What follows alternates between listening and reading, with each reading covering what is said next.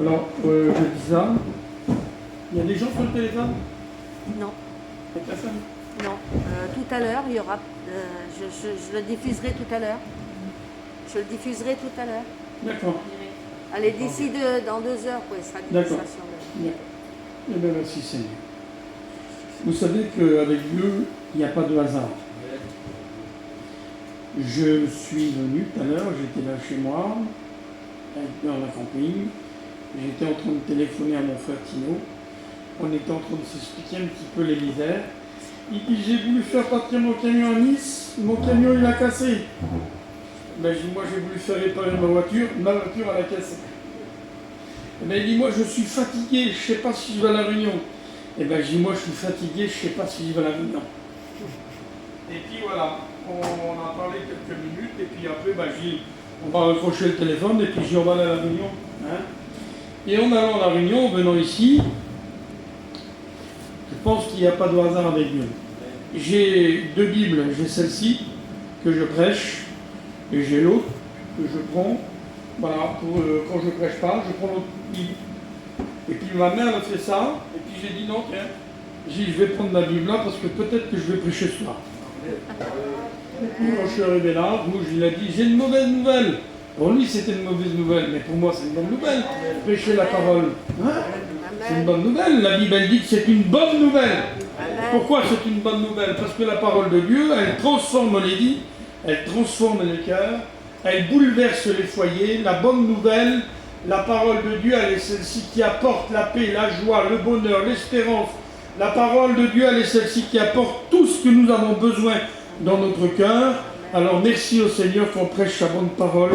C'est une bonne nouvelle. Amen. On prie le Seigneur, hein? Avant d'aller plus loin, on prie le Seigneur. Tu pries pour moi, Alice, hein? Seigneur, je te loue et je te rends grâce, Seigneur Jésus. Je voudrais te présenter, Seigneur, ton serviteur qui est là, Seigneur Jésus. Utilise-le, Seigneur, comme un bon instrument, Seigneur Jésus. Parle à travers lui, Seigneur. Donne-nous, Seigneur, un mot pour nos cœurs, Seigneur. Amen, Seigneur. Amen. Voilà.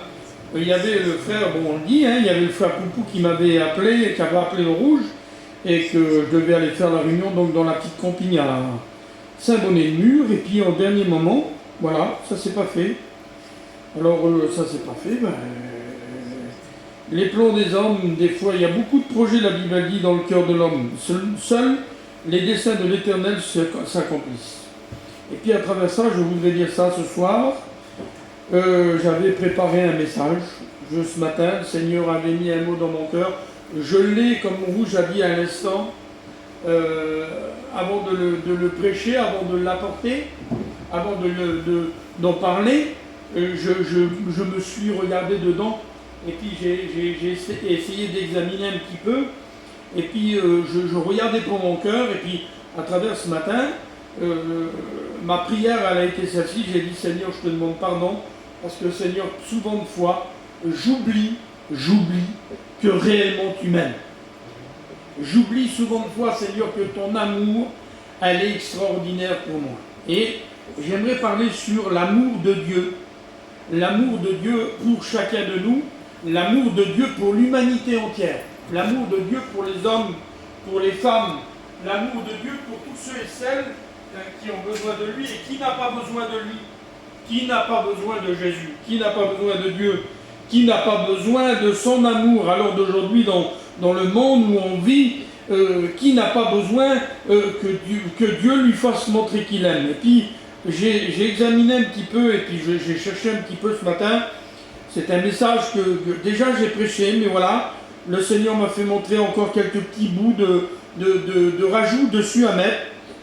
Et puis quand on lit dans la parole de Dieu, quand on lit dès le commencement de la Genèse, quand on lit dès le commencement de la parole de Dieu, de la Bible, le commencement, Dieu a toujours fait pour l'homme, Dieu a toujours fait pour la femme, Dieu a toujours mis en plan un plan d'amour. Dieu avait créé un jardin pour Adam et Ève, et puis il les avait placés là, et il voulait qu'ils puissent marcher dans la fidélité, dans l'amour.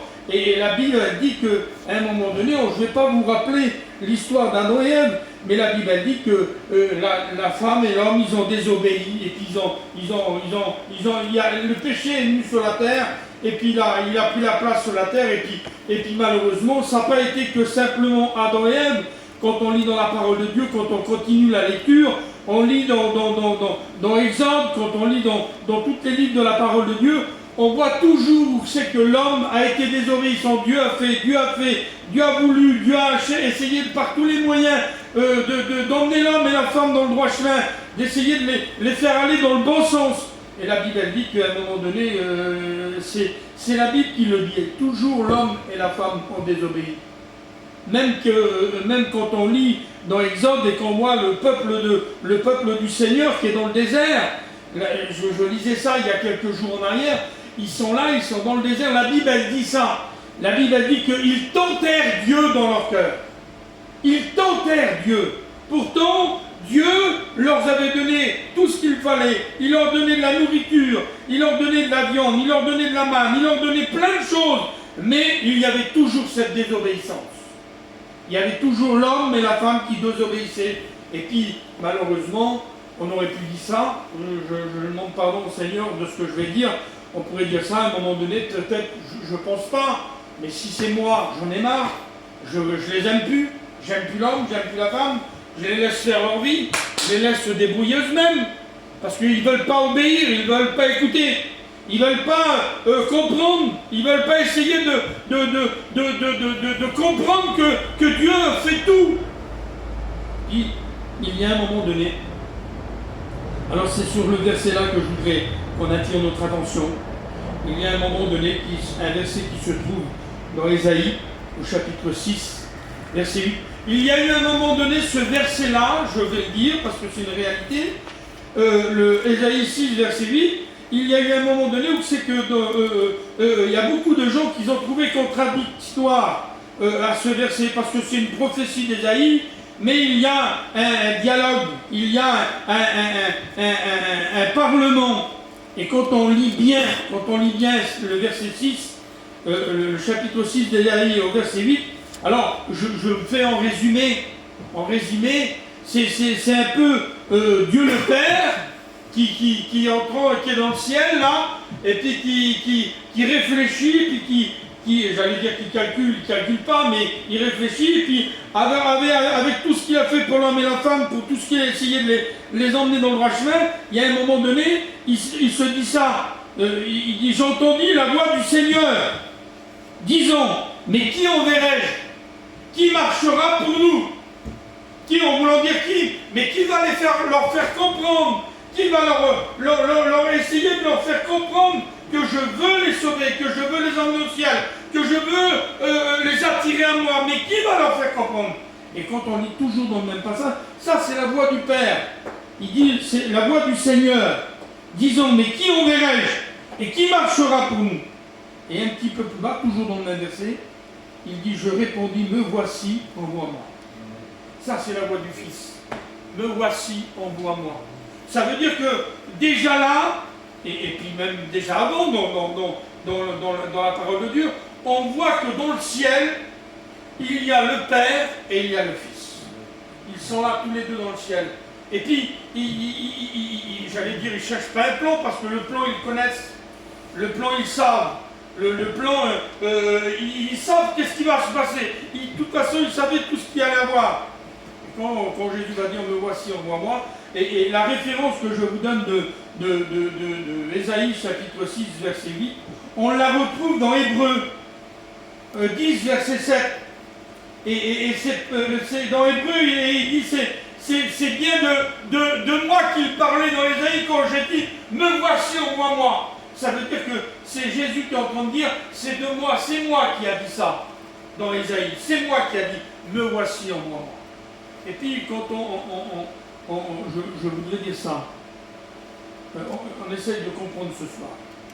Me voici, envoie-moi. Mais pourquoi que Jésus est venu?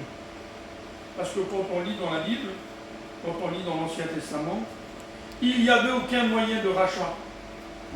Il n'y avait aucun moyen de pardon. Il n'y avait rien du tout pour racheter l'homme. Il n'y avait rien du tout pour racheter la femme. Il n'y avait rien du tout pour pardonner l'homme, pour pardonner la femme. Il y avait simplement le sang des animaux pour couvrir le péché. Couvert. Et puis alors à ce moment-là, la Bible elle dit qu'à ce moment-là où Jésus est venu sur la terre, Dieu savait le plan. Et puis c'est à ce moment-là qu'on peut lire ce beau verset qu'on a l'habitude de lire. Et des fois, Seigneur, on le lit et puis on le lit directement comme ça sans essayer de réaliser. C'est à ce moment-là que ce beau verset de Jean 3,16 prend tout exemple, qui dit car Dieu a tant aimé le monde qu'il a donné son Fils Jésus. Car Dieu a tant aimé. Et je voudrais dire ça, Seigneur, ce matin je réalisais ça. Je pensais ça dans ma camping. Quand je lisais ça, je disais Seigneur, Seigneur, je te demande pardon de tout mon cœur parce que Seigneur, je ne réalise pas l'amour que tu as pour moi. Je ne réalise pas cet grand amour que tu as pour moi. Souvent de fois, je suis en train de discuter à tort et à travers. Souvent de fois, je cherche des pourquoi et des comment. Mais si simplement je comprendrais l'amour que tu as pour moi, l'amour que tu as eu pour moi, alors Seigneur, je ne chercherai plus à comprendre le pourquoi et le comment. Je voudrais dire simplement merci parce que tu m'aimes. Merci parce que tu m'aimes. Merci parce que pas parce que tu m'as aimé. Pas parce que tu m'as aimé, parce qu'à l'heure d'aujourd'hui, tu m'aimes. Et si on est là ce soir, je le dis devant Dieu que c'est une vérité, si on est là ce soir, ce n'est certainement pas par nos mérites, c'est parce que Dieu nous aime. Et c'est parce qu'il nous aime tellement d'un amour. Quand on lit dans Jérémie, alors je disais ça tout à l'heure, tellement que j'ai voulu écrire vite, quand on lit dans Jérémie, je retrouve le petit verset, Jérémie 31, et verset 3, il dit ça. Et c'est l'Éternel qui parle, il dit, je les aime d'un amour éternel. Quelle beauté. Je ne sais pas vous, si ça vous fait du bien, mais de me rappeler dans mon cœur, de me ramener dans ma vie, de me rappeler à l'intérieur de moi, de dire Seigneur, Seigneur, tu m'aimes d'un amour éternel. Même si demain je viendrai à trébucher, si demain je viendrai à faire un pas de travers, je ne dis pas que Dieu aimerait que je le fasse, mais même si demain je viendrais à mettre les deux genoux à terre, eh bien je voudrais dire ça ce soir. L'amour de Dieu ne chancelle jamais. L'amour de Dieu, elle est toujours là. L'amour de Dieu, elle est toujours là pour chacun d'entre nous. Et puis, en résumé, quand il dit je les aime d'un amour éternel, et je reviens un petit peu à ce verset-là qui dit mais qui enverrai-je, qui marchera pour nous, et on le sait, nous chrétiens, chrétiennes, on sait que Dieu connaît tout, on sait que Dieu sait tout, on sait que Dieu voit tout. Alors il savait déjà le plan qu'il allait mettre en place avec son Fils sur la croix. Et puis j'aime bien essayer de pas de faire parler la Bible, parce qu'on ne fait pas parler la Bible. Mais j'aime bien essayer de comprendre, parce que c'est la voix du Père là, et la voix du Fils qui sont en train de se discuter. Mais tu es sûr que tu veux y aller sur la terre? Tu es sûr que tu veux vraiment aller sur la terre? Oui. Mais tu sais qu'ils vont te mettre sur la croix du calvaire, tu sais qu'ils vont cracher sur toi, tu sais qu'ils vont t'arracher la barbe, tu sais qu'ils vont te percer les mains, tu sais qu'ils vont te mettre une couronne d'épines, tu sais qu'ils vont te percer le côté. Oui mon Père, on le sait ça, mais je veux y aller parce que je les aime d'un amour éternel. Et si je ne passe pas par la croix, si je ne meurs pas sur la croix, si mon sang ne coule pas sur la croix, eh bien il n'y aura jamais de pardon. Alors je les aime tellement que je veux que mon sang coule pour qu'il y ait le pardon de leurs péchés. Quelle bonté ce soir. Je ne voudrais pas aller trop loin, je voudrais simplement, si on peut passer un petit moment de prière, un petit moment de prière après, et de pardonne-moi Seigneur, pas de se rappeler que Dieu nous aime, mais de dire Seigneur merci parce que tu nous aimes. Seigneur merci, quel amour que tu as pour nous. Seigneur, je ne comprends pas des fois, j'arrive pas à comprendre, et puis devant Dieu c'est vrai. Je vous dis une confidence de ce matin. J'étais assis, puis je disais ça au Seigneur. J'ai dit, Seigneur, tu sais que moi, Seigneur, je suis qu'un homme. Voilà. Un jour, je suis comme ça. Demain, je suis comme ça. Demain, je suis trop bien. Puis après-demain, je suis un petit peu en colère. Seigneur, mais je ne te demande pardon, je suis qu'un homme.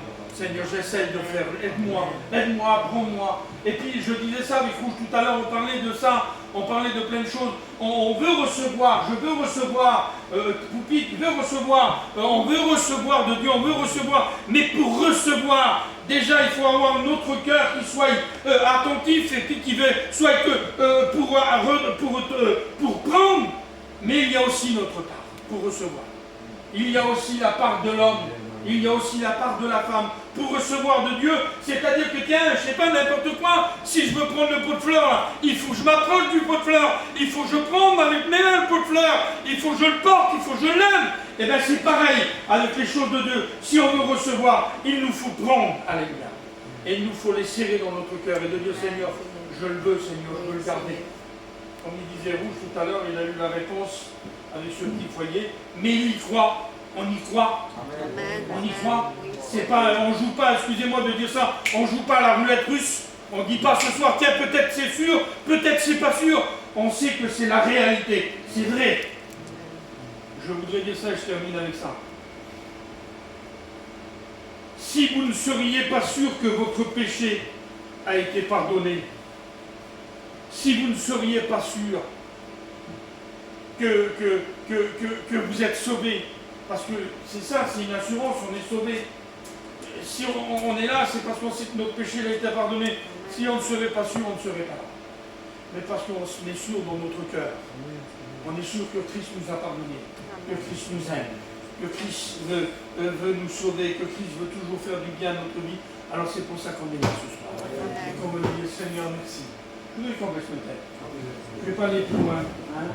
Merci au Seigneur. Je n'ai pas prêché longtemps. Hein. Et puis merci au Seigneur. J'ai dit ce que le Seigneur a dit. Mais je voudrais prier avec vous. Après qu'on prie le Seigneur. Hein, dans la liberté, on prie le Seigneur. Seigneur, merci. Merci pour ce soir. Parce que toi, tu le savais déjà à l'avance.